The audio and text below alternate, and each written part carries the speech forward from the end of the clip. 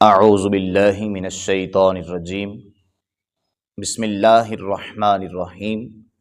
محترم ناظرین و سامعین، السلام علیکم ورحمۃ اللہ وبرکاتہ۔ امید ہے آپ سب خیریت سے ہوں گے۔ اللہ تعالی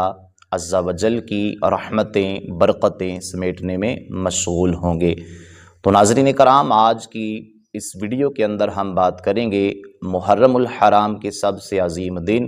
یعنی 10 محرم یوم عاشوراء کی فضیلت اور اس دن کی جانے والی عبادات اور وظائف، اور اس کے علاوہ جو اس دن واقعات ہوئے ہیں ان کے حوالے سے آپ سے گزارش ہے ویڈیو کو مکمل دیکھیں۔ ویڈیو کے آخر میں انشاءاللہ آپ کو 10 محرم شریف کا ایک ایسا عمل بتایا جائے گا، ایک ایسا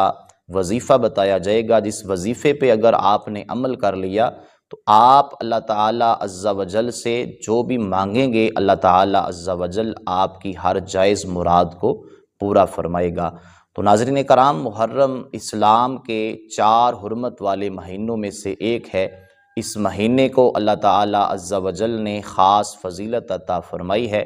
اور اس مہینے کا جو 10واں دن ہے یعنی یوم عاشوراء جو ہے یہ بہت ہی برکتوں اور رحمتوں والا دن ہے۔ اس کے اندر مختلف اسلام کی یادیں وابستہ ہیں۔ 10 محرم شریف کے طرف اگر ہم دیکھیں تو اسی دن حضرت سیدنا آدم علیہ نبیین علیہ السلام کی توبہ قبول کی گئی، اور اسی دن انہیں پیدا کیا گیا، اسی دن انہیں جنت میں داخل کیا گیا،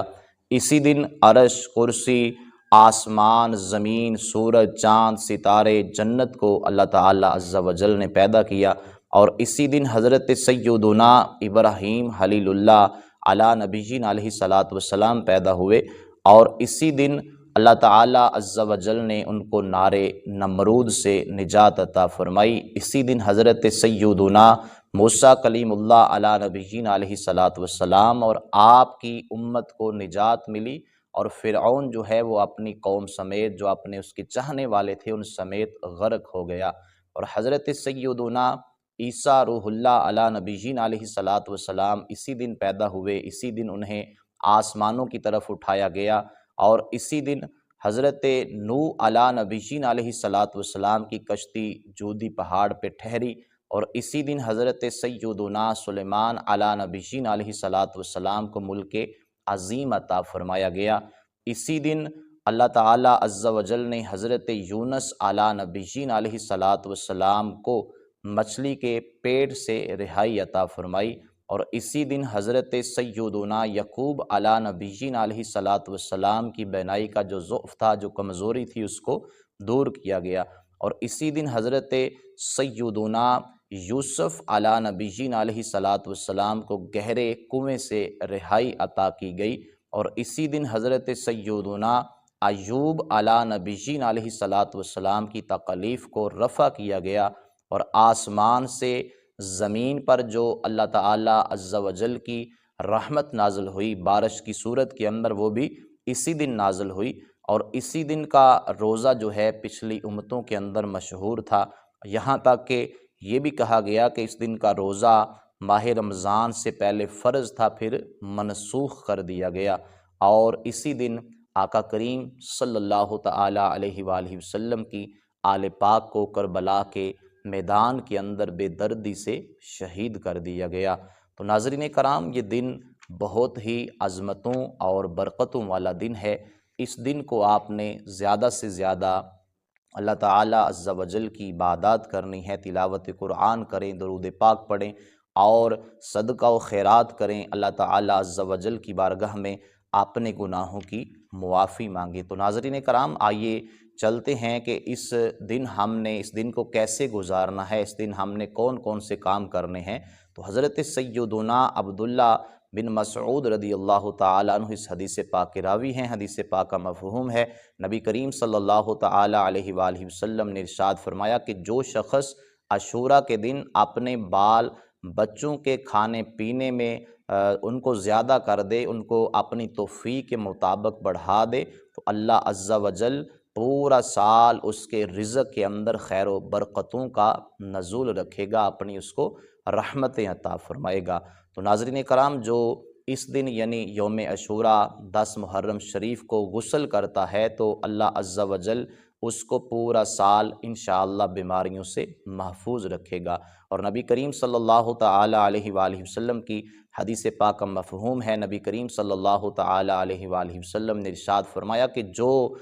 10 محرم شریف کو اپنی آنکھوں میں اسمد سرما لگا لیتا ہے، اللہ عز و جل اس کے اوپر اپنا فضل فرماتا ہے، رحمت فرماتا ہے کہ اس کی آنکھیں کبھی نہیں دکھیں گی۔ یعنی اس دن کی یہ برکات ہیں کہ جو اس دن اسمد سرمے کا استعمال کرتا ہے، اللہ عز و جل اس کی آنکھوں کو دکھنے سے محفوظ کر دیتا ہے۔ تو ناظرین کرام، اس دن صدقہ و خیرات کی بے شمار برکات ہیں اور روزہ رکھنے کی بے شمار برکات ہیں، حتیٰ کہ حضرت سیدنا ابو ہریرہ رضی اللہ تعالیٰ عنہ اس حدیث پاک کے راوی ہیں۔ نبی کریم صلی اللہ تعالی علیہ وآلہ وسلم کا فرمان علی شان ہے، حدیث پاک کا مفہوم ہے، نبی کریم صلی اللہ تعالی علیہ وآلہ وسلم نے ارشاد فرمایا کہ رمضان کے بعد محرم کا روزہ افضل ہے، اور فرض نماز کے بعد جو رات کے نوافل ہیں وہ افضل ہیں۔ تو ناظرین کرام، اسی طرح نبی کریم صلی اللہ تعالی علیہ وآلہ وسلم کی اگلی حدیث پاک کا مفہوم ہے، نبی کریم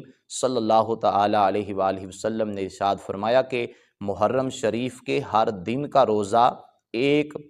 مہینہ کے روزوں کے برابر ہے۔ یعنی اللہ عز و جل نے اس مہینے کو یہ برکات عطا فرما رکھی ہیں، اس مہینے کو یہ فضیلت حاصل ہے کہ جو بندہ اس کے کسی بھی دن کا روزہ رکھتا ہے تو اللہ عز و جل اس پہ کتنا کرم فرماتا ہے، اس پہ کتنا فضل فرماتا ہے کہ اس کو ایک مہینہ روزہ رکھنے کا ثواب عطا فرماتا ہے۔ تو ناظرین کرام، اسی طرح عاشوراء کی رات کی عبادت ہے، عاشوراء کی رات کے کچھ نوافل ہیں، آپ نے ان نوافلوں کو اس انداز سے ادا کرنا ہے، اس طریقے سے ادا کرنا ہے۔ یہ 4 رکعات ہیں اور ان کی ترغیب یہ ہے کہ آپ نے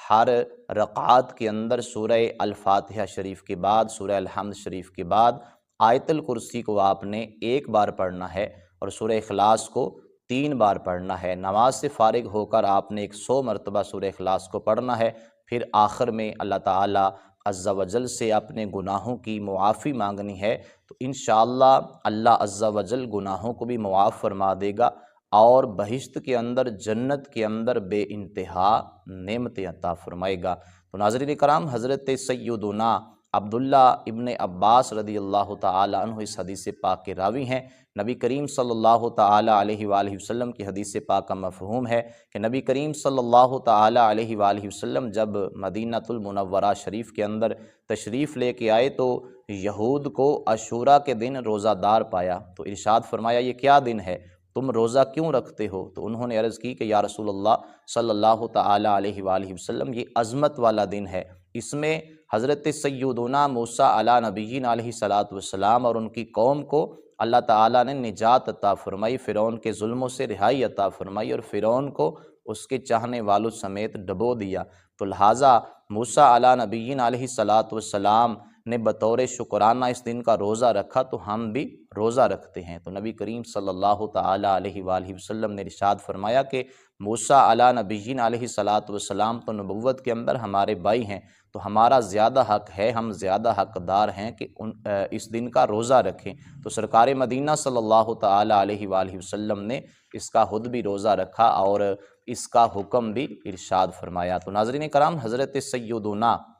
عبداللہ بن عباس رضی اللہ تعالیٰ عنہ اس حدیث پاک کے راوی ہیں۔ آپ فرماتے ہیں کہ میں نے سرکار مدینہ صلی اللہ تعالی علیہ وآلہ وسلم کو کسی دن کے روزہ کو